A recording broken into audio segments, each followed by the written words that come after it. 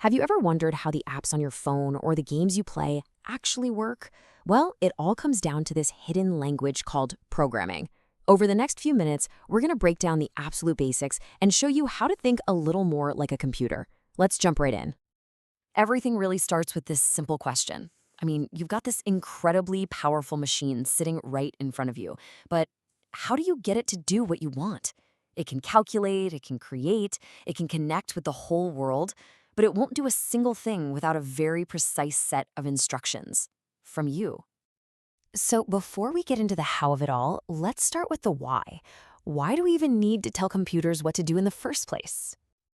And here's the honest truth. For all their amazing speed, computers are, well, they're not very smart. They're incredibly obedient, for sure, but they can't think, they can't reason, and they definitely can't improvise. They need a person, a human, to feed them a precise list of instructions for every single task, whether that's adding 2 plus 2 or launching a rocket into space. And that list of instructions, well, it has a name. It's a computer program. The best way to think about it is like a recipe. The computer is your chef, the program is the recipe you wrote, and you're the one who writes it. That whole process, that's what we call computer programming. All right, so if we're going to write these recipes for our computer chef, what kind of tools do we need? Just like a chef needs a kitchen, a programmer needs a specific kind of environment to work in. So let's take a look at our digital toolkit. This right here is your main workbench. It's called the Integrated Development Environment, or IDE for short. Just think of it as one big piece of software that bundles together every single tool you could possibly need to write, test, and run your code. It's your one-stop shop for everything programming. So what's inside this toolbox? Well, there are 3 main things. First, you've got a text editor, which is basically a souped-up notepad specifically for writing code. Second, there's a compiler, and we'll talk more about that in just a second. And third, you have a debugger, which is this fantastic tool for hunting down any little errors or bugs in your program. Okay, this brings us to the compiler, and this is a really crucial concept. See, we write code in languages like C, which are designed to be readable for us humans. But computers, they only understand one thing: machine language, just a raw stream of zeros and ones. The compiler is the essential translator that takes our human-friendly code and converts it into the only language the computer can actually understand and execute. And this diagram here, it shows that whole journey perfectly. You start on the left with your program file. That's the code you just wrote. That gets fed into the compiler, which does its translation magic. What pops out the other side is a binary file, all those zeros and ones. And only then can the computer finally run your program. It's a simple 3-step journey from your idea to the computer's action. Now, just like any language we speak, programming languages have rules. You can't just write whatever you feel like. You have to follow a very specific grammar to make sure that translator, the compiler, can understand what you're trying to say. This grammar is called syntax. And here's the deal. If your syntax is off by even a single character, a missing comma, a typo, the compiler just gets confused. It'll throw up its hands, give you an error, and your program won't run, period.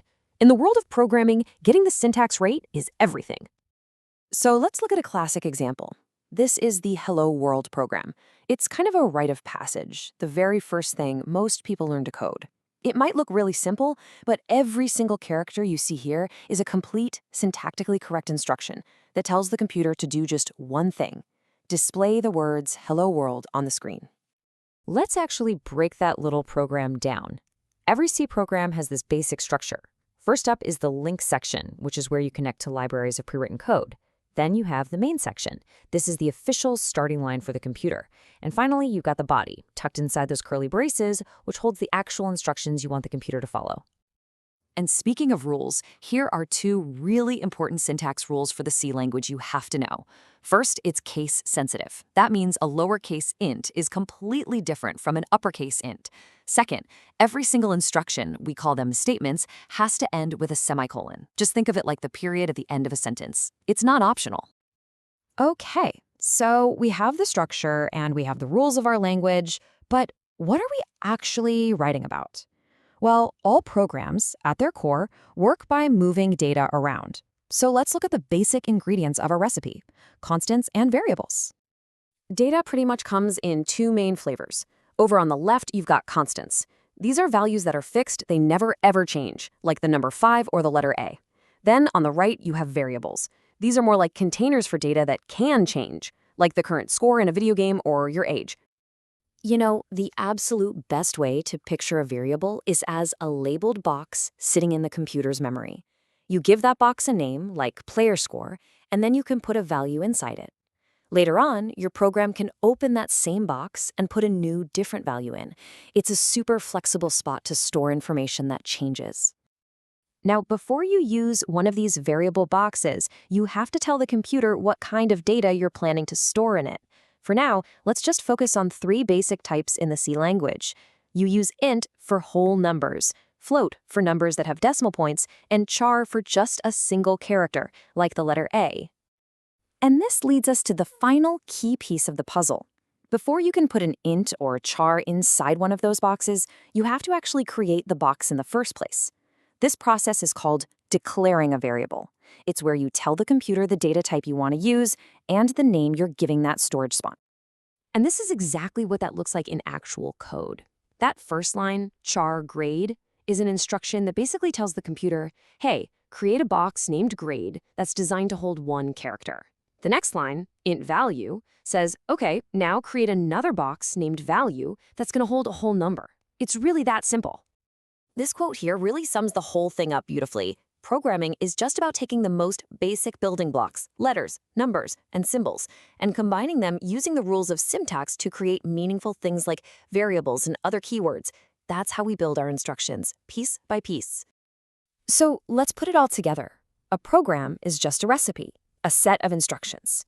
We write them using tools like an IDE, we have to follow the strict rules of syntax, and we use those instructions to manage data that we store in variables. You've just learned the first few words of a really powerful new language. So the only question now is, what are you going to tell the computer to do?